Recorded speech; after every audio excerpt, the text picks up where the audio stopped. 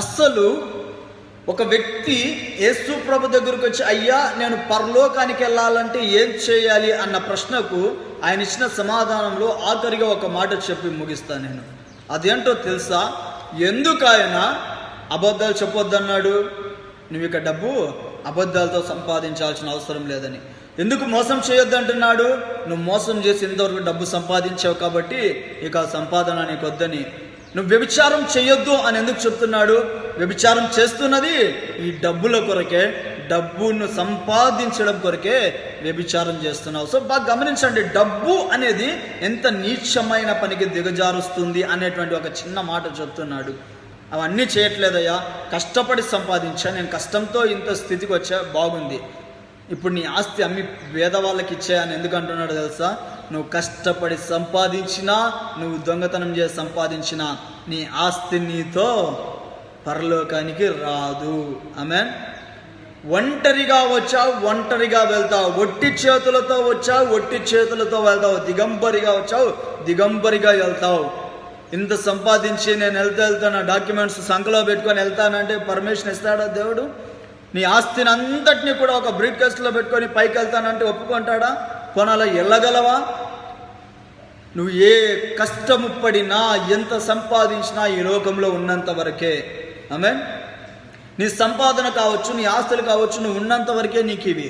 నువ్వు చనిపోయిన తర్వాత ఏది నీకు ఉపయోగపడదు, ఏది నీతో రాదు.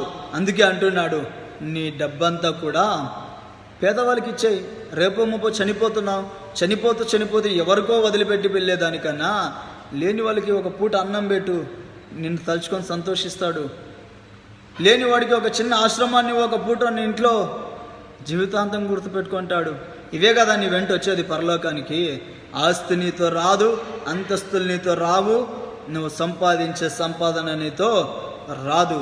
ఉన్నంతవరకు కష్టపడి తిను, సంతోషించు, ఎంజాయ్ చేయ, అంతవరకే. కానీ పరలోకం గురించి ఆలోచించే సమయం వచ్చిందంటే ఈ లోకం గురించి నువ్వు విడిచిపెట్టాయాలి. ఆమేన్.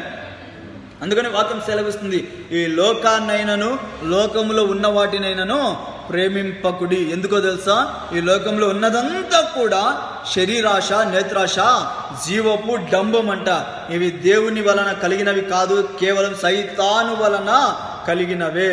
కాబట్టి ఈ లోకాన్ని ప్రేమించొద్దు అంటున్నాడండి. ఈ లోక ఆశలను ప్రేమించొద్దు అంటున్నాడు.